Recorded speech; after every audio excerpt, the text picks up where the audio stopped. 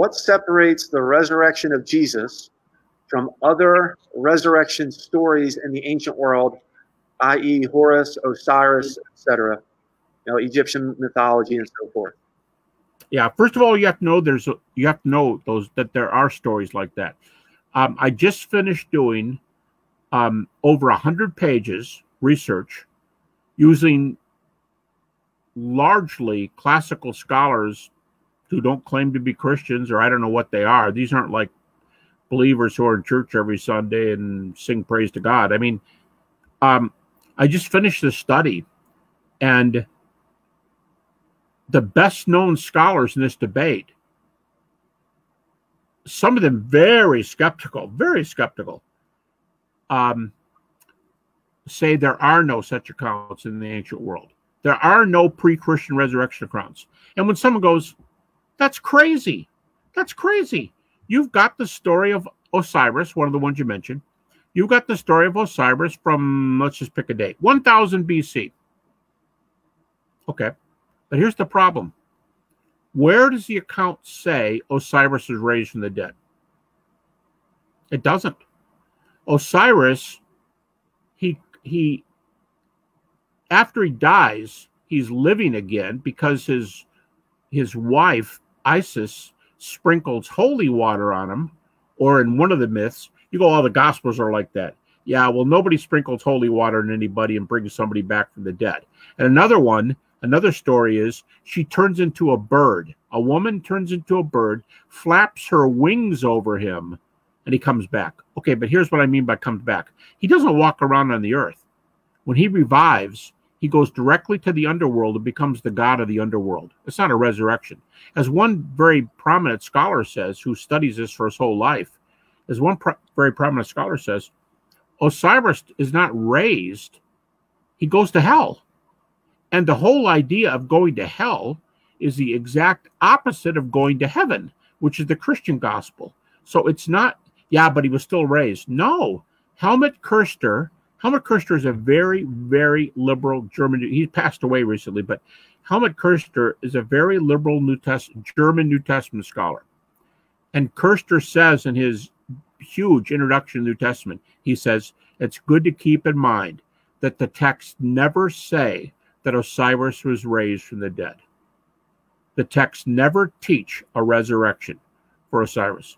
So some of these ancient heroes, the end of the story breaks off. A lot of them, the end of the story breaks off. You don't know what happens. Other ones, the guy leaves town and he doesn't show up for 3 years. And when he comes back, they go, oh, he's raised. Well, he never died in the first place. He left town. So he comes back. Many people move out of a city and they come back years later. We don't say they were raised. So I can give you names, but of the biggest named scholars in this discussion, quite a few of them believe that there are none of those. But even if they are, there are stories about people who, by and large, never lived. There are stories about planting vegetation in the spring, largely, and having them, the vegetation gets harvested in the fall. That's life and then death in the fall. And then you say, when's the raise? Well, the raise is the next spring when they grow up again. This is the time of year here where I've got a tree out in front that's a pecan tree, and it's really slow, and it's like this every single year, and the buds are just coming out. Well, that's resurrection on this myth. On this myth, it's talking about vegetation. Okay, so no legitimate accounts reporting that they actually lived, and definitely no accounts saying that people had meals with them after they came back and put their hands on them and walked and talked with them like the accounts of Jesus. Well, nothing like what we find in the Gospels. But I will tell you this. Some people do think there are some of those in mythology. The jury's out on whether there's any before Christ. And I'm not talking about what Christians are saying. I'm talking about debates between classical scholars. And here's where they all agree. Almost the best scholars say, no, there are none of those accounts. But some of them say there are. Here's where they all agree. Whether there are or they are not, there's no way they inspired the Christian stories of resurrection. Here's the main reason. Christians said he was raised and I saw him. He was raised and I saw him. That's different than saying, well, our guy was raised too. Yeah, well, our God was raised. Yeah, so was our guy. That just becomes a shouting contest, like the earlier discussion about Muslim and Christian sources. But the Christian teaching is I saw him, not somebody said he was raised. I saw him. So everybody on both sides, do you think there's any of these stories? Everybody agrees they don't, they're not, no inspiration on the Christian accounts. And by the way, Bart Ehrman agrees. Bart Ehrman spends 20 pages in one of his books going off on these stories. I mean, really going off on them, making fun of them. And anybody who accepts them. So, and he's an atheist New Testament specialist. Yeah, I've also seen, I guess the video documentation of Bart Ehrman going off on the Jesus mythers. The people that say Jesus never existed. Bart Ehrman says these people are not interested in being accurate. Yeah, and he at the beginning of his book, he says there's like 10,000. I don't know what the figure is. There's thousands and thousands, he says, of people who teach religion, New Testament theology, and accredited colleges, universities, and seminaries all over this world. He said, I know a lot of them. I attend all the big meetings. I'm fairly well known. He says, I don't know a single one of them who say Jesus never lived. Okay. Why, something that happened almost 2,000 years ago, why does it matter so much today? Well, I mean, there's a lot of ways you can go after this. What if I said, now it's not 2,000 years, but what if I said, George Washington lived 200 years ago and more than that? I mean, we're almost 250. And he was the first president of the United States. That's important to us, isn't it? Well, or is it? Who cares? It's history. Well, you know, there's a lot of historical things that are really important. And there's an old saying, those who don't abide by history are bound to repeat it. There's a lot of lessons from history that are kind of scary. So you should pay attention. So, but I'd go further and I'd say, because there's good evidence. There's good evidence for things that happened long ago. And in the case of Jesus, there's an incredible amount of evidence that Jesus is who he said he was. And not just the resurrection, although I think by far that's the best evidence. All right. What are the essentials of the gospel, and how is the resurrection related to the gospel? Important question, for sure. The key to the Gospels, and also the epistles, the key to the New Testament is the gospel presentation, not to be confused with the four Gospels. The gospel in Greek, it simply means good news. And it was often put in a way that it meant what is proclaimed. The evangelion, what was proclaimed. And what we call evangelicals today, evangelicals are the view that says you need to have a personal relationship with Jesus. So, on that kind of idea, there's two sides to the gospel. What it is, and how do you get there? It's like saying, if I could use an analogy, there's two sides to getting married. Do you have somebody in mind? Have you checked them out? Do you is there somebody you want to spend your life with? And if you go, yes, so we're married, right? No, you don't have to have a long ceremony, but you at least have to say, I do. You have to make a commitment. Better or worse, rich or poor, till death do we part? I do. And that's how it is with Christianity. When the gospel is defined in the New Testament, it is always death and resurrection. And almost always the deity of Christ is in the same sentence. In other words, I don't think Paul would be happy. I think you get some verses for this where he would say, oh, you believe in the death and resurrection? Yeah, but I don't believe he's the Son of God. Oh, yeah, well, that's fine. You believe in death and resurrection. You don't see anything like that in the New Testament. So I'd say deity, death, resurrection. He's the Son of God, died for our sins, rose from the dead. That's the facts. Now the question is, do you want to get married? Do you want to say, I do to Jesus? You've met a person. You think they're the right one for you. We talk about courting, spending time with them. But you got to say, I do. In the Gospels and in the epistles over and over again, people make choices. And it's sometimes called received Christ. It's sometimes called trusted him with your heart. In the New Testament, trusting him with your heart means believing him with your whole person. So the Greek word, by the way, for believe, the Greek words, pisteuo, pistis, the noun, it means to commit. So I think it's very similar to I do. So you have a body of knowledge. I'd say, think about deity, death, resurrection. And are you willing to say I do? And one important qualification, you don't say I do to facts. I get that point. I love facts as much as anybody. But you don't say I do to facts. Just like a marriage, you don't say I do to qualities. You say I do to a person who has those qualities. I do is a personal choice, and saying I do to Jesus is a personal choice and a person, not, you don't believe in history. You commit yourself to Jesus. That's the gospel in a nutshell, I think. Next question. What do you think is the toughest objection to Jesus' resurrection, and how do you answer it? Up until recently, I've been giving one every time. Since then, I've thought of a second one. I think they're probably hand in glove. They're different, but they kind of go together. One is, you're not just asking me to believe in a resurrection. You're asking me to believe in another world. And you go, well, I don't remember saying that. No, think about it.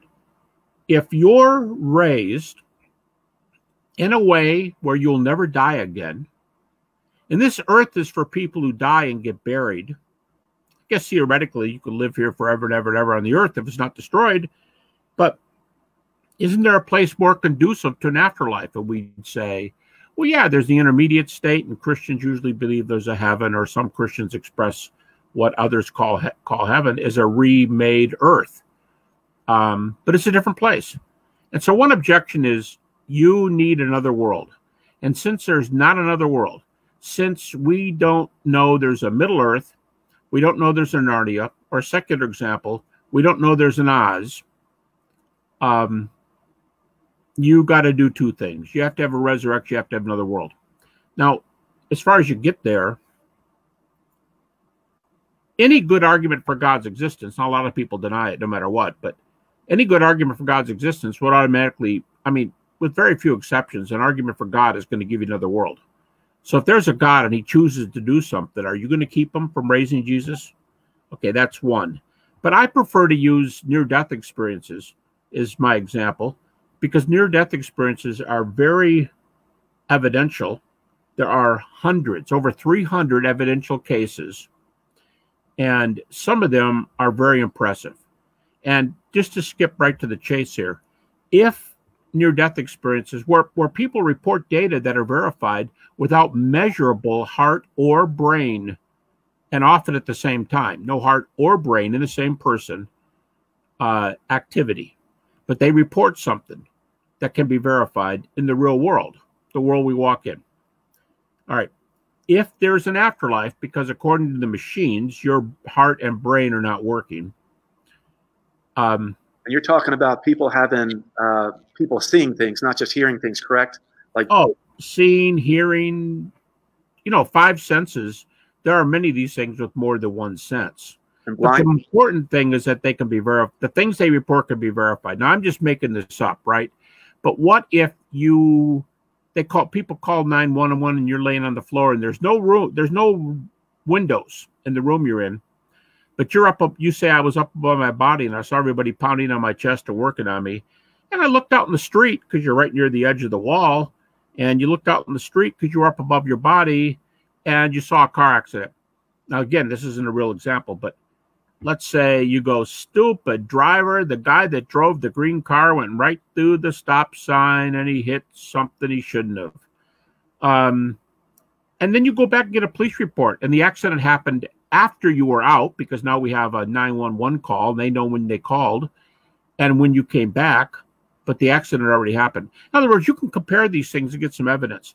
If there's an afterlife, I think that's very, very, very important, because afterlife is the category in which resurrection occurs.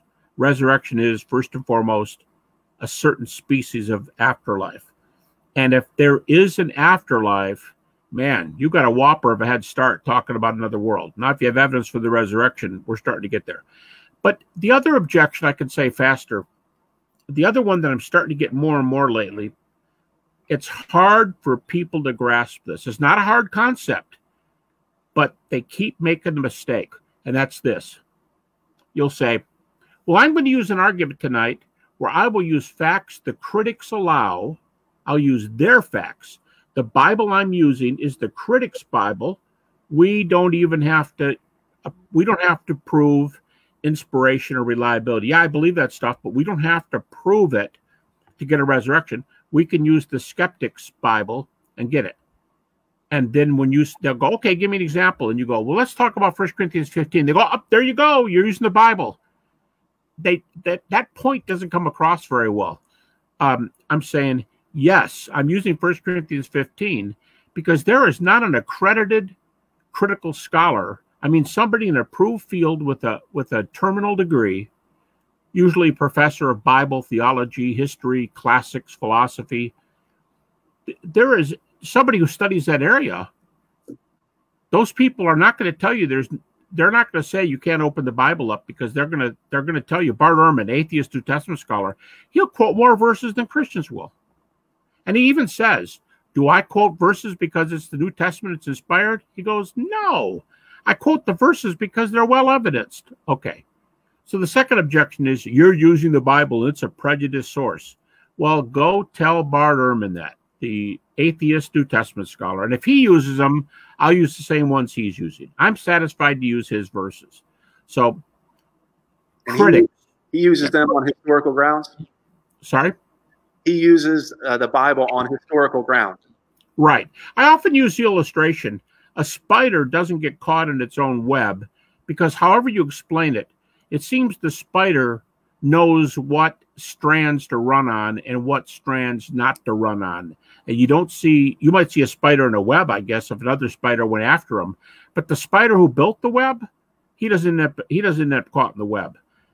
And critics know what strands to run on. They know what verses are well accredited. And someone could say, well, what are they? I'll just simply say, I'll use theirs. I'm happy to use theirs and get a resurrection. Right. How about on the other side of the coin? What would you say are some of the best reasons for having confidence the resurrection actually happened? Oh, you know what? That's interesting. You're going to bring that question up next. I would use the exact approach I just mentioned. I use what's called the minimal facts argument.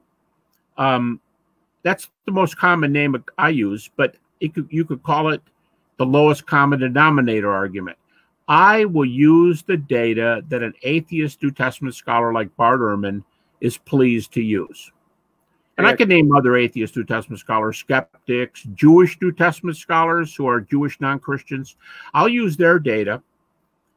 And in the minimal facts argument, which I facetiously tease at a state university once in a while, I'll say, I call this my heads I win, tails you lose argument. So they lose either way. And everybody laughs. And, Dr. Habermas, since I'm on staff here at Bedrock, can I offer a shameless plug? I've heard Mike Licona, one of your pupils, call it the Bedrock fact. He does, because he's got a major 750 book on the page book, and it is the best. There's another book by Tom Wright that's about equally as long as Mike's. Mike's is a pinch longer. But I think in historical terms, by the way, Tom Wright is the best argument for your earlier question, resurrection meaning a bodily event. Mike Licona is the best argument for the historicity of the resurrection. Okay. And I think he's right on. I use the word minimal facts. He does too. He uses the word minimal facts, but he calls those facts the bedrock. So you're right. It's right there in your logo on the screen, and he calls them bedrock. Those are the. Here's a short definition. The bedrock facts, as Mike Licona uses them, the bedrock facts are the facts that friend and foe concede. Believers and unbelievers. You have to be a scholar, and you have to have credentials. We don't want you saying, well, yeah, I lay bricks for a living. Well, there's nothing wrong with being a mason, but I don't tell you how to lay bricks, and don't tell me how to do history. I mean, we all know that rule.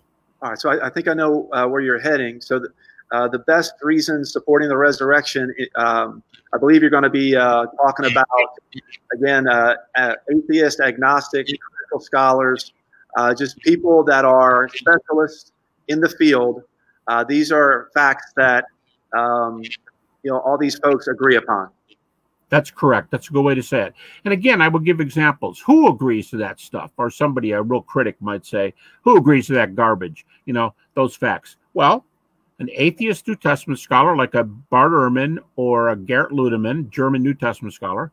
Agnostics like I think he's British, but he actually teaches in a German university. His name is Wedderburn. Or a Jewish New Testament scholar like Pinchas Lapid, who had a PhD in New Testament. He's Jewish, but he had a PhD in New Testament from a German university. They would all agree about these facts. Now, one of them might give you 12, and one of them might give you 17, and one of them might give you 11, but maybe nobody has 3 of the 11. Okay, I'm pleased to take, like I would call it, the lowest common denominator and use just those. Okay, so you take the facts that critical scholars grant, and you build your resurrection case from there. Yep. And I usually use 6. I often call it 6 plus 1. And the reason for the plus 1, I use facts that have 2 qualifications. I won't use any fact that is not supported. I often use an illustration like this. Here's the fact. And this fact is supported by a bunch of evidences. I was telling my research assistant, Ben Shaw, today on the phone, that the fact which is supported by the most number of sub-facts is the fact that the disciples had experiences that they thought were appearances of the risen Jesus. And I got over 40 of these texts or rules historians use, or texts that critics allow. Mostly those 2 categories. Historians' rules and texts that are good. And there's over 30 of them for that fact. The empty tomb, over 20. Now, the second rule is, because the evidence is so good. Now, when I say over 30 and over 20, keep in mind, it's over 30 and over 20 according to the critics. Somebody believes the Bible's inspired might have 50. Oh, well, here's this verse, and the critic goes, I don't like that verse. I don't like that verse. We're using the critics' verses. And you get over 30 for the one and over 20 for the other one. But the second rule is that about 90-something% of all scholars, accredited scholars, over 90% are going to admit these facts. And that's the plus 1, because the empty tomb, there's very few facts that have more evidence than the empty tomb. But scholars are a little slow getting there, because in the 70s it was a minority view. Now it's been making a comeback, and about 75% of them believe it, but all the other facts are in the 90s.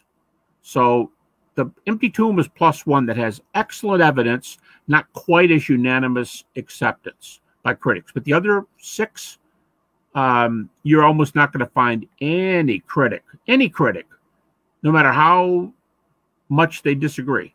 You're not going to find hardly any critic that's going to disagree with the first 6. Okay. And along with that, what is the earliest evidence for the resurrection of Jesus?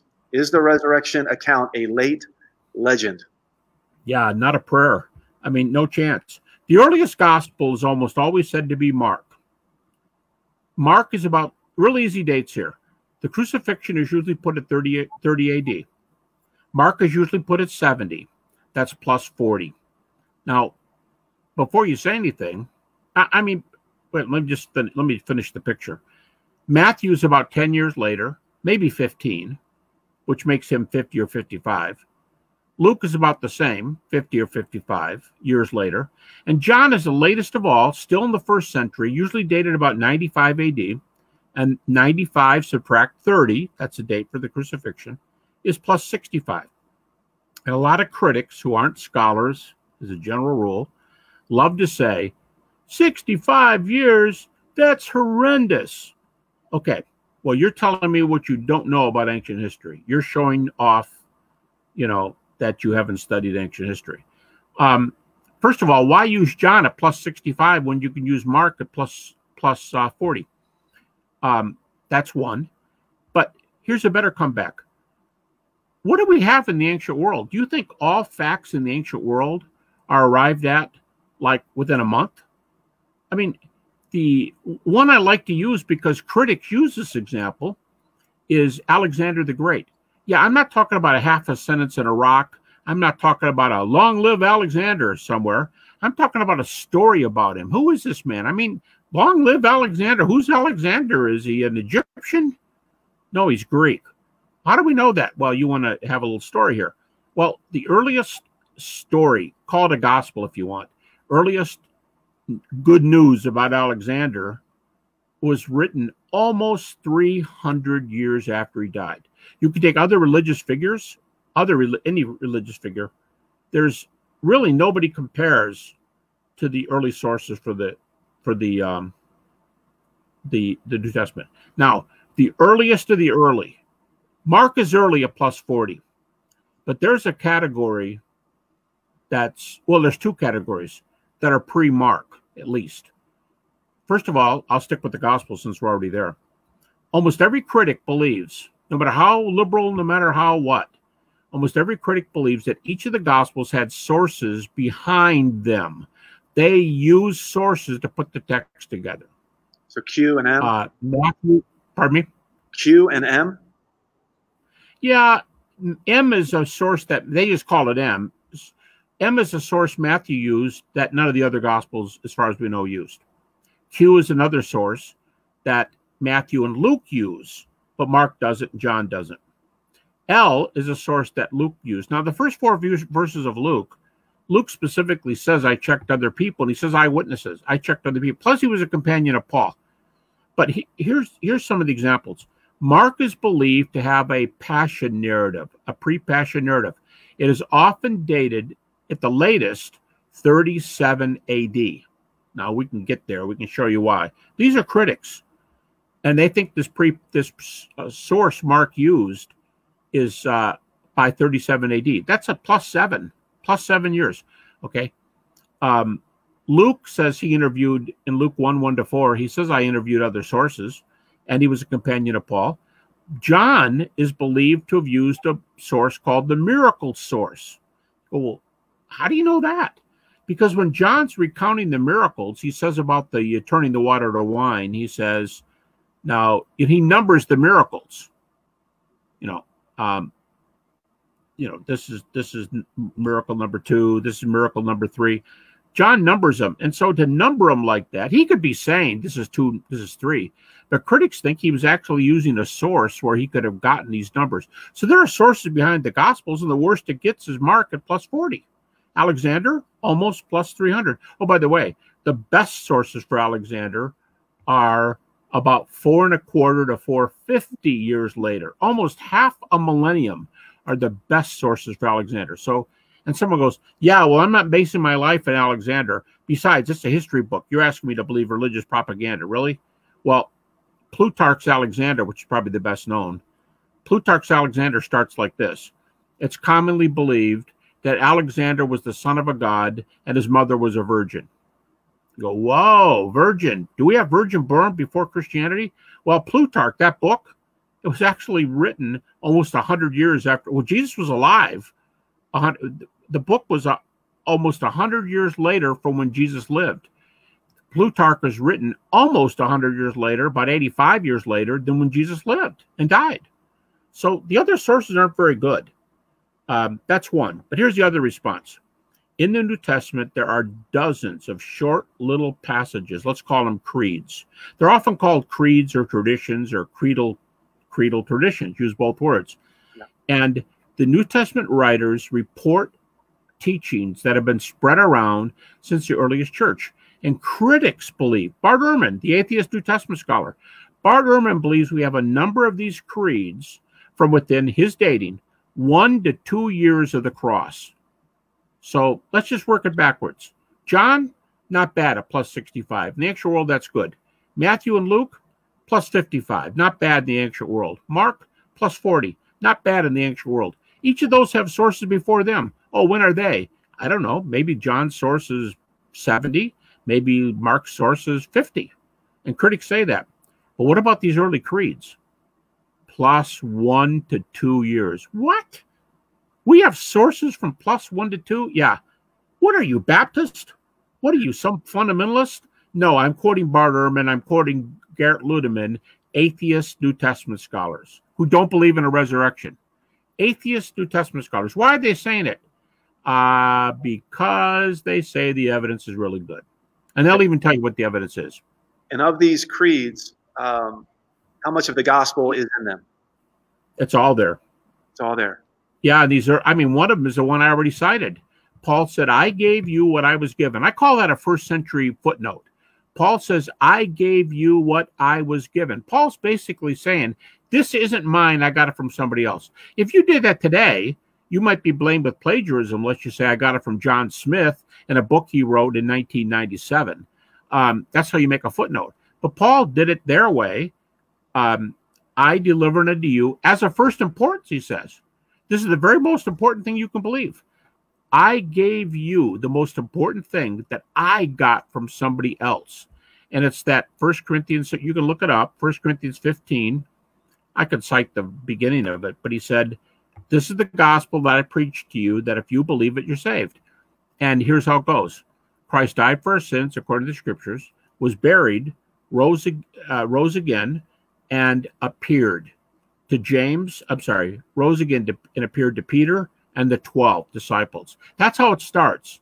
His name is Christ. That's not his real name, but that's his title. His name's Jesus, but Paul calls him Christ, a title. And he died for our sins, was buried, rose from the dead, and appeared. That's the gospel. That's in that creed. Here's another one, Romans 10:9. If you confess with your mouth that Jesus is Lord and believe in your heart that God raised him from the dead, you'll be saved. So if you tell people, often that's thought to be in baptism, but if you tell people, yeah, Jesus is Lord, that verse, if you confess with your mouth that Jesus is Lord, yeah, Jesus is Lord. Remember, that's the Greek for the Old Testament, Jehovah. Yeah, I believe he's Lord, and I believe in my heart that he's been raised from the dead. What's the order there? Lord, raised, dead. That's the gospel. So there's two texts right there where they got. Another one's Romans 1, 3, and 4. There's many of them. But those are early texts from that early period where the whole gospel's in the same text. And it's not me. This is Bart Ehrman, Garrett Ludeman, and others. Pinchas Lapid, a Jewish New Testament scholar, and the other two are atheists.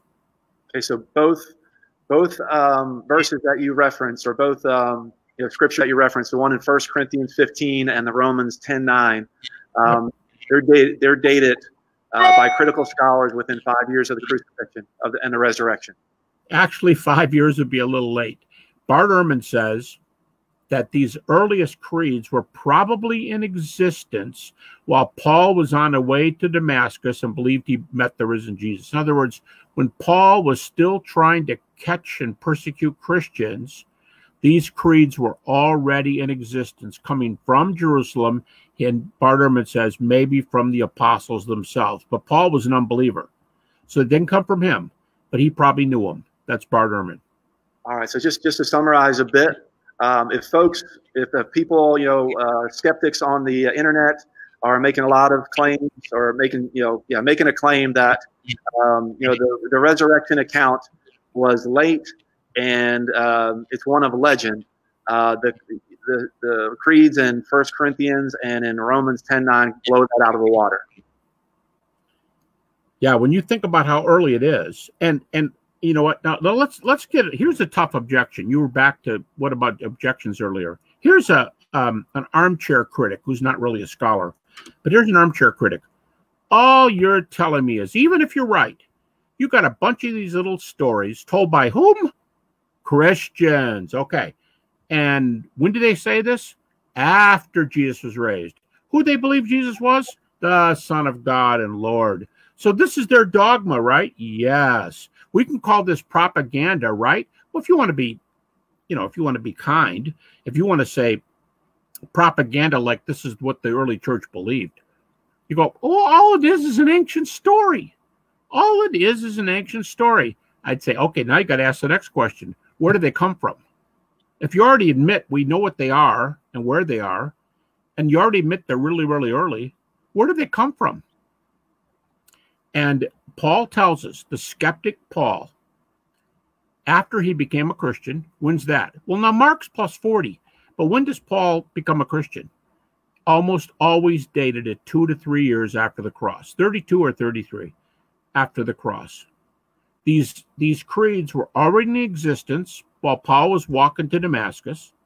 All right, great, but where did they come from? It sounds like Christian propaganda. No, because Paul said, after I met the risen Jesus, he went up to Jerusalem 3 years later. So now we're talking 35 or 36. You used a year 35 a moment ago.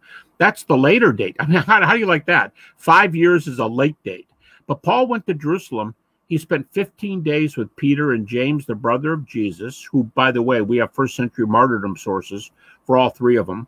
One by Josephus, non-Christian. And that's what we can read in Galatians, correct? We can read about it in chapter 1. Yeah, and Paul goes back in Galatians 2. He makes 2 trips, and that time John's there too. So he's interviewing these guys. Bart Ehrman says, where do we get closer to eyewitnesses than right here in this text? Where do you get closer to eyewitnesses? So Ehrman says Paul probably got him from the apostles right then and there. So, all right, do we know where these texts are? Unanimous among Christians. Oh, do we know the year? Yes, everyone admits it. Oh, well, who'd they come from? Probably when Paul interviewed the guys who saw the risen Jesus. Now you're tightening the noose. We know what they are, when they were, and who they came from, i.e. eyewitnesses. Okay. And just for folks who aren't familiar with Bart Ehrman, would you say that, for skeptics who ask, would you say he's the top skeptical New Testament scholar in the world? Depends on what you want. He's certainly one of them. He's probably the best known skeptical New Testament scholar. Gert Ludemann is a German atheist New Testament scholar. He's probably the German equivalent of Bart Ehrman. And if you want to use guys who aren't they're not quite as strong like atheists, but they're Jewish non-Christians, another religion. They're Jewish non-Christians. You can give a list of those who believe these facts, like a guy named Geza Vermesh, who's a Oxford historian, Jewish historian. You could use Pinchas Lapid, the guy I said earlier, who's got a PhD in New Testament, and he's Jewish. Not Christian. They're not Christian. Okay, so very, very early sources. Hey, Dr. Habermas, would you mind if I just backed up for a moment? I was just checking the comments, and got a few people asking the same question that we didn't maybe nail down a few minutes ago. Special shout out to JP, who helped put this on. Hey, JP, and also Jason out in Colorado. What are those 6 bedrock facts that you mentioned? You got to get that word bedrock in there, don't you? Yes. Okay, bedrock facts. When I said 6 plus 1, the first one is that Jesus died. And you go, by crucifixion. You go, well, that doesn't prove the resurrection. No, but he's got to be dead before he can rise. So I'm willing to use one of the 6 to get the crucifixion.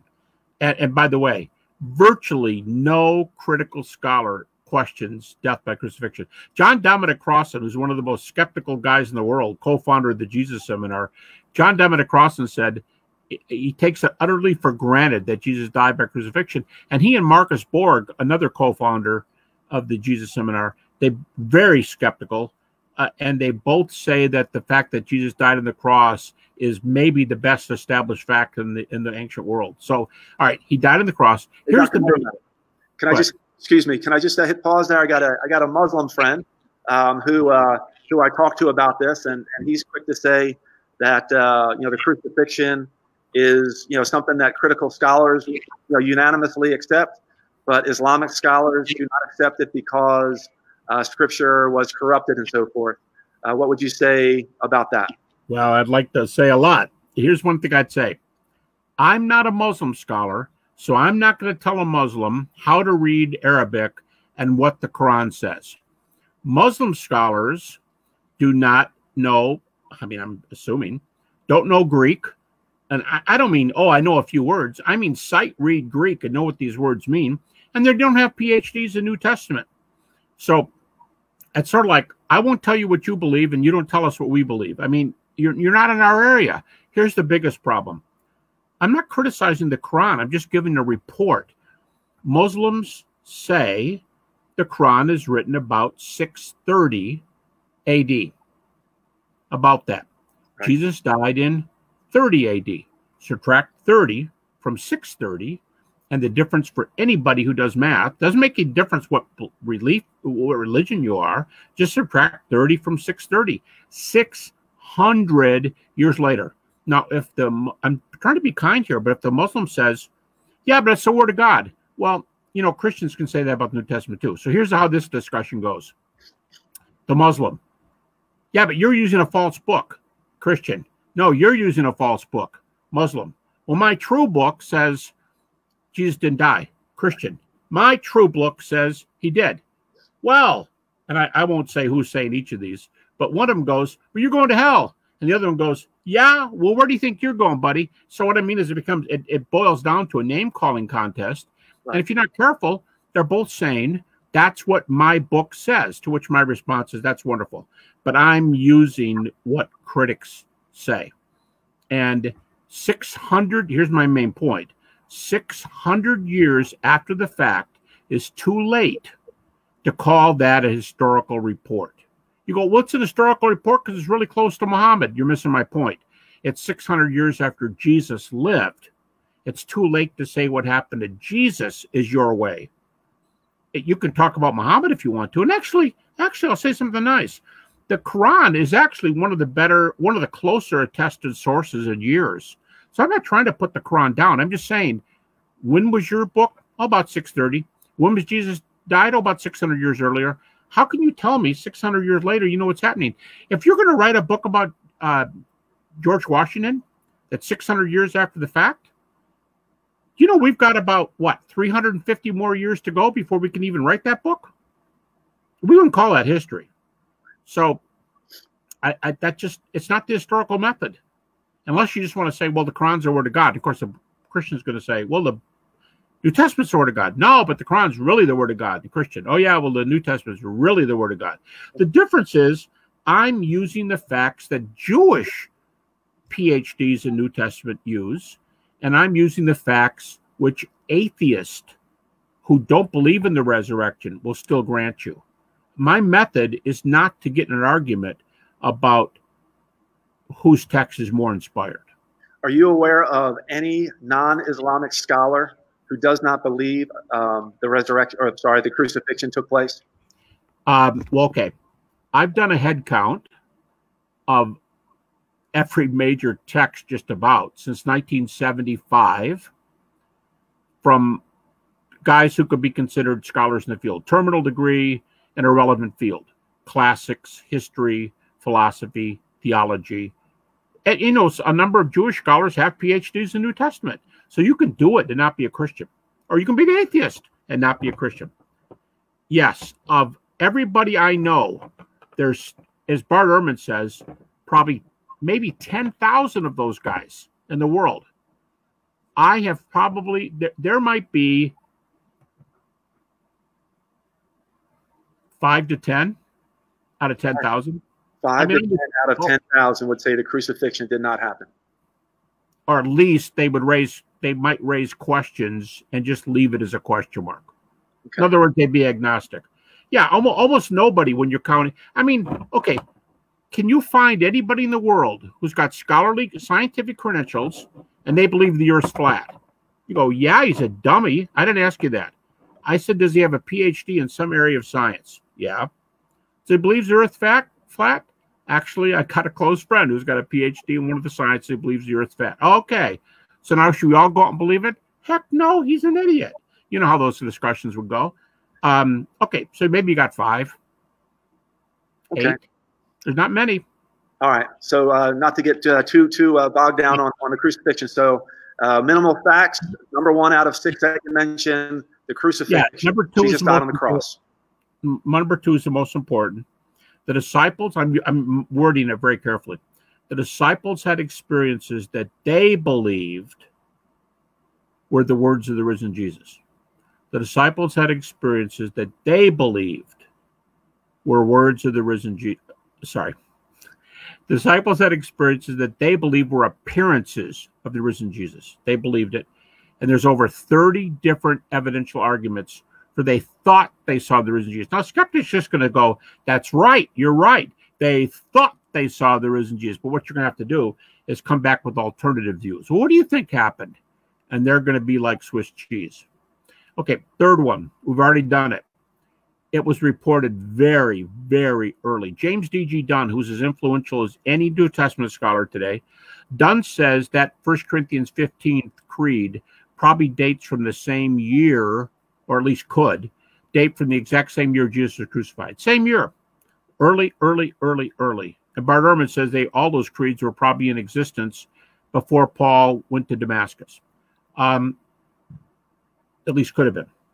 Okay, fourthly, their lives were transformed by this teaching. Now, this point is highly misunderstood, and people are going to go, well, all my Muslim friends believe that the earliest Muslims, their lives were transformed. Somebody else is going to say, well, all Buddhist students were transformed by Buddha. And someone else is going to say, all the Hindus in the world and all the followers of Moses, and they were all transformed. Okay, I get your point, and I wouldn't even deny that. But here's the point. Whereas everybody else is reporting a belief, I think Moses is a prophet. I think Muhammad is a prophet. I think Zoroaster is a prophet. I think Buddha was an enlightened man. Okay, they have beliefs on those things, but Christians didn't. Was Jesus dead on the cross? Oh, wow. You asked me. Hey, in my magnum opus, I've got 3 chapters on that total about 150 pages. But we can say it in a minute. Sorry about that. Let me give you 2 in 1 minute. The descriptions of death by crucifixion. It is a kind of death, and I'll let you tell me if you want more evidence. That's on your time. The first reason, I'll give you 2. The first one, Roman soldiers did not have to have medical degrees to know if somebody was dead on the cross, because the most common view on what happens on the cross, not the only view, but the most common view, is that you die by asphyxiation. If you slump on the low part of the cross and you can't get back up again, it's like saying, if your life depended on pull-ups, how long would you live? Well, if you can pull yourself up, you can breathe. If you're in the low on the cross for any amount of time, and by the way, in experiments, that mark is 12 minutes. If you're down 12 minutes, they lose consciousness. They've actually done these experiments. They're nasty, but they've asked for volunteers. So a Roman soldier can see that you're down low. If you're down low for like a half hour, it's over because you can't breathe. Okay, next reason. David Strauss, an unbeliever, a very famous German unbeliever in the 19th century. He died without believing in God or an afterlife. He said the problem with not believing Jesus died on the cross is a logical problem, not a medical problem. He said if Jesus was beaten up like Jesus was beaten up, if he were nailed through the arms, if he were nailed through the feet, if he got stabbed, if he didn't get stabbed, who cares? He's beat up first. He is in bad shape. If you're crucified on Friday afternoon and you start walking around on Sunday and you have been beaten up, you ever step on a nail? I mean, I've done it over a half dozen times. I stepped on nails. It's hard to walk 3 days later. And if he's hurt badly, which crucifixion, by any definition, crucifixion hurts you bad. He comes to where the disciples are. And what's he look like? We had a phrase in the 60s called death warmed over. Dude, you look like death warmed over. You look like you died and the cat dragged you in. You know, we use phrases like that. Here's what happens. If Jesus didn't die, but he appeared to his disciples, here's the problem. They would know he was alive. They probably even thank the Lord. Thank you for sparing him. Yeah, he's beat all up badly, but you spared him. Thank the Lord, you spared him. Okay, what do you get out of the theory that he didn't die on the cross? You get a beat up, just about dead, dude, you look horrible theory. You're living, but you look horrible. What don't you get? Oh, this is the crucified and risen Lord of life. That's what David Strauss said. But the disciples, everybody agrees. Every skeptic who's a scholar believes that the disciples thought Jesus was raised. If there's no resurrection, as Paul says, if there's no resurrection, there's no faith. What do you get from a faked or not even faked, What do you get from a botched crucifixion? Life. What do you not get? Resurrection. That guy, I'll tell you what, the guy who got off the cross, he's still alive. He's not raised. I'm happy he's alive, but he's not raised. So what the swoon theory gives you is not anything that would cause Christianity, because they would say he's alive and God answered my prayer and we nursed him back to health by God's power. But you wouldn't say we saw the crucified and risen Lord of life and he had eternal life, offered it to us, and someday we're going to go live in the kingdom with him. That does not come from the swoon theory. Gotcha. That's as good as I can do for 1 minute. All right. All right. How often do group hallucinations happen, where they hallucinate the same thing? All right. I have quoted and co-authored with a couple of guys. One, a good friend of mine that Pastor Kevin knows. He is a clinical psychologist here in the Lynchburg area. He not only is a professor, used to run the PhD counseling program, but he works in a psychiatric hospital where he deals with pretty rough cases. He's a clinical psychologist. He's one of them. The other one is a medical doctor, a friend of mine. And we published an article together in a prestigious European journal. The psychologist did a psychological study, and the medical doctor did a study of medical cases. They both checked the literature, as you can use public materials in the library and say, are there any sources that do this, this, this, this, and this? And the psychologist said there's not a single psychological or psychiatric source that says we don't have any clear cases. We don't have any like experiment or something where a group saw an hallucination. Medical doctor said we don't have a single case. And I think they both went back like 25 years. We don't have a single case of a group hallucination. Now, the issue in the Gospels is that we have several group appearances, several. In the appearance in 1 Corinthians 15, you have 3 right off the bat. Remember, Christ died for our sins according to the scriptures, was buried, rose again according to the scriptures, and appeared. And 5 appearances are mentioned, and then Paul tacks his name on the end. But of the 5 that are mentioned, 3 of them are groups. He appeared to a group called the 12. He appeared to a group called all the apostles, which people believe is bigger than the 12. And then he appeared to a group called the 500. That's 3 groups in the earliest. So now you go, is that the one from 1 year after? Yep. Is that the one that they got from eyewitnesses? Yep. Were they all there? Well, they're named in that group. And they all saw Jesus together? Yeah. So that's not a story that got bigger with telling. No, because they were there. And yeah, how do we know they weren't lying? Because all 3 of them, we have first century sources for their martyrdoms. We don't always have sources for martyrdoms. We have theirs. Yeah, so we can trace back the group appearances, and the group appearance is really, really difficult on hallucinations. In fact, there's none known from the case histories. Can you speak about the most reliable sources outside of the New Testament that have accounts of the life of Jesus, his crucifixion, and his resurrection? Yeah, really interesting. I wrote a book. One of the key chapters that answer that question is on my website, GaryHabermas.com. I wrote a book called The Historical Jesus. You go to my website, I sell nothing on my website. Nothing's for sale. But I have a couple chapters there, and one of them is this chapter. And I ask, what do we know about Jesus from outside history in the first 150 years? And I come up with a list.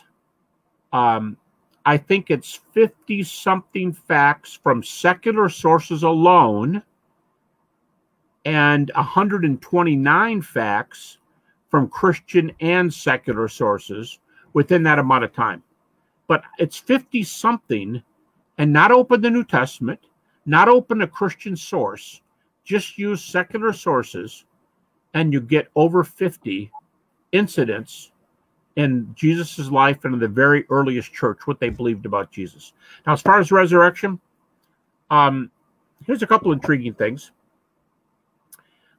Josephus, pretty much scholars believe, Josephus reports not the resurrection, but that the disciples believed they saw the risen Jesus. Nothing wrong with saying, if I'm not a Hindu, but I say Hindus believe Krishna was, holy, I'm not doing anything wrong by saying I'm telling the truth. Hindus believe, at least some Hindus believe, Krishna is holy. So if Josephus says, who was Jewish, if he says the disciples reported Jesus appeared to them, I think he says 3 days later, by the way.